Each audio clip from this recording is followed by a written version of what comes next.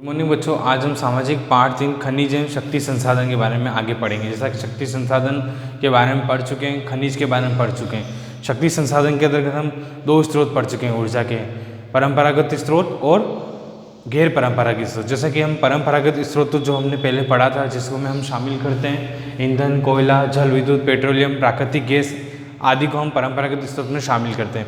आज हम पढ़ेंगे ऊर्जा के गैर परंपरागत स्रोत, जिसमें सौर ऊर्जा, पवन ऊर्जा, भूतापीय ऊर्जा, बायोगैस, ज्वारी ऊर्जा आदि को हम इसमें शामिल करते हैं। आइए अब हम इसको पढ़ते हैं। सौर ऊर्जा के परंपरागत स्रोत। जीवाश्म ईंधनों के बढ़ते उपयोग से ऊर्जा के गैर परंपरागत स्रोतों का उत्पन्न होना शुरू हुआ। ऐसा अनुमान किया जाता है कि यदि कि वर्तमान में दर से इसका उपयोग लगातार होता रहा तो ईंधनों के भंडार समाप्त हो जाएंगे। इसके अतिरिक्त इसका उपयोग पर्यावरणीय प्रदूषण भी पैदा करता है। इसलिए गैर परंपरागत स्रोत जैसे सौर ऊर्जा, पवन ऊर्जा, ज्वारी ऊर्जा जो कि नवीनीकरण है के उपयोग की आवश्यकता है। सबसे पहले हम पढ़ेंगे सौर ऊर्जा। सौर ऊर्जा जो है हमें सूर्य से प्राप्त होती है, जिसको हम सोलर सिस्टम के नाम से भी जानते हैं।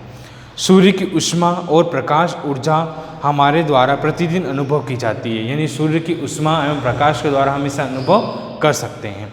सूर्य से प्राप्त सौर ऊर्जा और सोलर सेलों से विद्युत उत्पन्न करने के लिए प्रयोग की जा सकती है। इनमें से कई सेल पवनों के तापन और प्रकाश से शक्ति उत्पन्न करने के लिए जोड़ा जाता है। नेक्स्ट हम पढ़ेंगे पवन ऊर्जा, जो कि हवा के द्वारा प्राप्त होती है। पवन ऊर्जा जैसे कि आप जानते हो, सामान्यतः हम जाते हैं तो खेतों में चक्री लगाई जाती है, वो हवा के माध्यम से विद्युत का उत्पादन करते हैं। पवन ऊर्जा का एक असामान्य स्रोत है। पवन चक्कियों का उपयोग अनाजों को पीसने और जल निकालने के लिए चिरकाल से किया जा रहा है। यानी पवन चक्की का उपयोग अनाजों को पीसने व जल निकालने के लिए चिरकाल यानी पुराने समय से किया जा रहा है। वर्तमान पवन चक्कियों में तीव्र गति से हवाएं चलती है, जो कि चक्री को घुमाती है, जो विद्युत उत्पादन करने के लिए जनरेटर से जुड़ी होती है। नेक्स्ट हम पढ़ेंगे परमाणु ऊर्जा। परमाणु ऊर्जा जो है वो प्रकृति से प्राप्त होती है। प्राकृतिक और प्राप्त रेडियो चक्रीय पदार्थ है, जिससे यूरेनियम और ट्रिटियम जैसे परमाणु के केंद्रक संधारित्र ऊर्जा प्राप्त की जाती है। और ये परमाणु ऊर्जा के सबसे बड़े उत्पादक संयुक्त राज्य अमेरिका यानी यूएसए अमेरिका है, जो कि और राजस्थान में यह झारखंड के पास यूरेनियम विशाल निक्षेप है। राजस्थान में तो झारखंड में है और पूरे विश्व में यह यूएसए के पास है। इसका परमाणु ऊर्जा के उदाहरण है।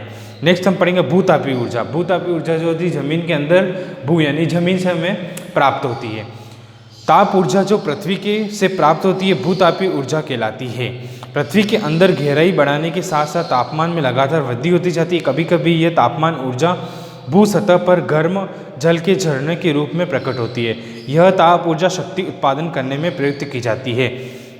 इस तरह से भूतापीय ऊर्जा। फिर नेक्स्ट हम पढ़ेंगे ज्वारी ऊर्जा।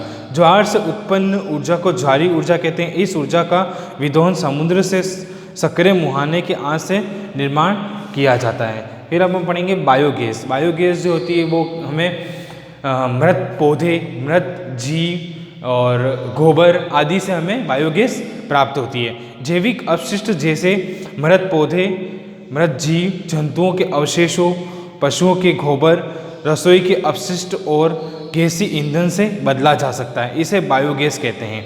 जैविक अपशिष्ट विक्टोरिया द्वारा बायोगैस संयंत्र अपघटित होते हैं, जो कि अनिवार्य रूप से मीथेन और कार्बन डाइऑक्साइड का मिश्रण करते हैं।